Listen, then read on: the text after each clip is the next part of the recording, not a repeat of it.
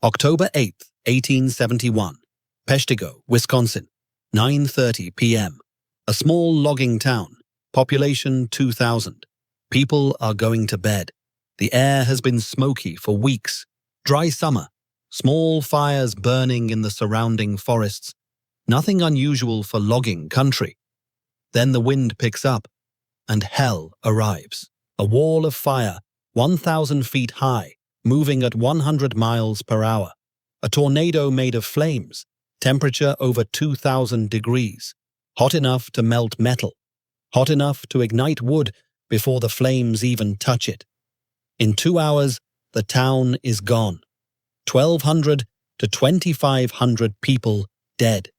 The single deadliest fire in American history.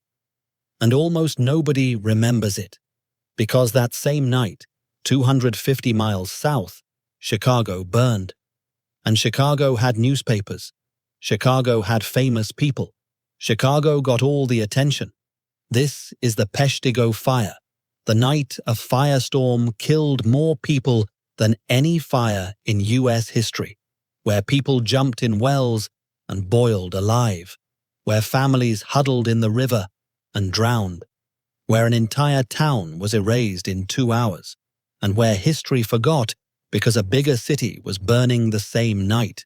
To understand Peshtigo, you need to understand 1871 Wisconsin. Logging country.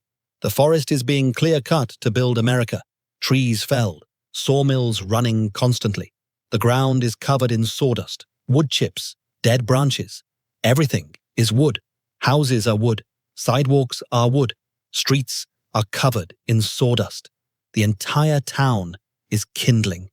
And 1871 is the driest summer anyone remembers. No rain for months. The Peshtigo River is low. The swamps are dry. Everything is ready to burn. Small fires have been burning in the forests for weeks. Farmers clearing land, logging operations, railroad crews. Fire is a tool. Fire is normal. Fire is everywhere. The air is constantly smoky. People's eyes burn. Their throats hurt. But this is frontier life. You adapt. Nobody thinks about all those small fires merging. Nobody imagines what's coming. October 8th, Sunday. The wind has been building all day. Strong southwest wind. Warm. Dry. By evening, it's blowing hard. Those small fires in the forest are spreading, merging, growing. The wind fans them, drives them northeast, toward Peshtigo. Around 9 p.m., people in Peshtigo notice the sky glowing orange to the southwest, brighter than usual. The wind is roaring now, strong enough to blow people over, strong enough to tear shingles off roofs. Then the sound, a roar, like a locomotive, like a waterfall, like thunder that doesn't stop, getting louder, the glow getting brighter. Then someone sees it, a wall of fire, taller than the tallest trees, a mile wide, moving toward the town faster than a horse can run. Fire doesn't spread to Peshtigo. Fire attacks Peshtigo. 9:30 p.m. The firestorm hits. Not a normal fire. A firestorm. A phenomenon where fire creates its own weather. The intense heat causes air to rise rapidly. Cooler air rushes in to replace it, creating winds, hurricane-force winds, feeding the fire more oxygen, making it hotter, which creates more wind. A feedback loop of destruction. The fire generates winds over 100 miles per hour. The temperature exceeds 2,000 degrees Fahrenheit, hot enough to spontaneously ignite wood at a distance. Buildings burst into flame before the fire reaches them. Just from radiant heat, people's clothes catch fire, hair ignites, eyebrows and eyelashes singe off instantly. The air itself is too hot to breathe. People inhale and their lungs burn. The town explodes into flame. Every building at once. The firestorm doesn't move from house to house. It engulfs everything simultaneously. People run into the streets. The streets are on fire. Wooden sidewalks burning. Sawdust on the ground burning. There's nowhere to run. The entire town is fire. Some people try to flee, run into the forest. The forest is an inferno. Trees exploding from the heat, burning branches falling. People are overtaken, burned alive. Some try to outrun the fire in wagons. Horses bolt in terror or collapse from heat. The wagons catch fire. Families burn together. Others run to the Peshtigo River. The river is the only escape. Hundreds plunge into the water. Families, children, the elderly, everyone crowding into the river. The water is cold. October in Wisconsin. People huddle in water up to their necks, trying to keep their heads above water, trying to breathe. But the firestorm is so intense, the air above the river is superheated. People breathe and scorch their lungs. Some drown, trying to keep their heads under water to escape the heat. Mothers hold babies above water. The babies breathe the superheated air and die. Children slip from exhausted arms and drown. People stay in the freezing water for hours. Some die from hypothermia, some from smoke inhalation, some from burns. Bodies float past in the current. On the riverbank, people who couldn't make it to the water. They tried hiding in wells. The wells boiled. The people inside cooked alive. Steam rising from the wells, screaming that stopped. Others tried root cellars. The heat sucked out all the oxygen. They suffocated in the darkness. The Peshtigo Company boarding house collapses. 300 workers inside, all dead. The Catholic Church burns. People who sought sanctuary inside, burned. The pastor tries to lead his congregation to safety, lost in the smoke and flames, dead. For 2 hours, the firestorm rages. 2 hours of hell on earth. Then the wind shifts. The fire moves on, continues northeast, burning through settlements and farms, killing people for dozens of miles. But Peshtigo gets the worst, the complete destruction. When dawn comes, Peshtigo is gone. Every building destroyed, reduced to ash. The ground is still hot, smoke rising from the ruins. Bodies everywhere. In the streets, in the river, in the ashes of buildings. Some bodies burned beyond recognition, just shapes. Some people survived in the river, crawl out shivering, burned, in shock, looking for family members. The death toll is impossible to count accurately. Entire families dead. Nobody left to report them missing. Isolated farms and settlements also hit. Bodies never found. Consumed completely by the fire.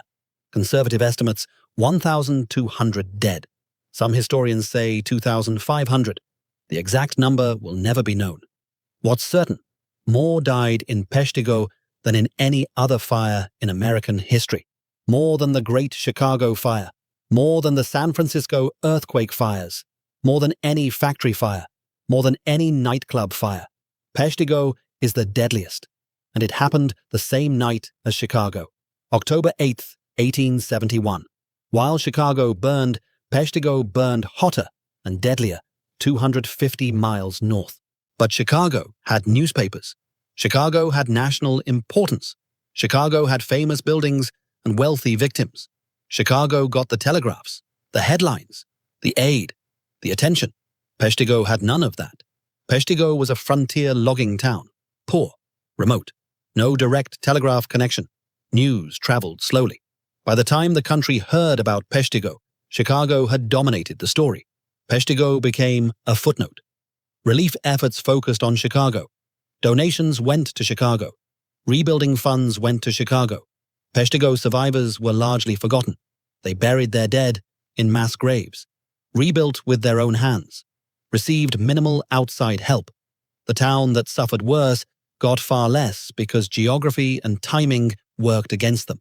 The cause of the firestorm: a perfect storm of conditions, months of drought, forests full of dead wood and slash from logging, unusually warm weather, strong winds, and dozens of small fires that merged into something monstrous. The exact mechanism that created the firestorm remains debated. Some meteorologists believe it was similar to the fire tornadoes that form during wildfires. Others point to the unique conditions of 1871 Wisconsin. What's known? The fire created its own weather, generated winds over 100 miles per hour, temperatures over 2,000 degrees, moved faster than people could run, and killed more people in one night than any fire before or since in American history. A memorial stands in Peshtigo today, a mass grave site, a cemetery with many unmarked graves, a museum preserving the history. October 8th is remembered locally, but nationally, almost nobody knows about Peshtigo. Ask Americans about the deadliest fire in U.S. history. Most will say the Great Chicago Fire. They're wrong. The Peshtigo Fire killed at least 1,200 people, possibly 2,500, destroyed a town in 2 hours, created a firestorm so intense people boiled in wells, and it happened the same night Chicago burned. Geography made Chicago famous. Geography made Peshtigo forgotten. October 8th, 1871. 2 massive fires, one in a major city, one in a small town. Chicago lost 300 people and became a legend. Peshtigo lost 1,200 to 2,500 and became a footnote. History remembers the famous, forgets the remote. The deadliest fire in American history is the one almost nobody has heard of. This is Peshtigo, where a firestorm killed more people than any fire in U.S. history, where people boiled in wells trying to escape, where families drowned in a river trying to breathe, where an entire town was erased in 2 hours, and where history forgot because Chicago was more important. 1,200 to 2,500 dead. 2 hours of fire tornado. The same night Chicago burned, and the deadliest fire in American history that nobody remembers.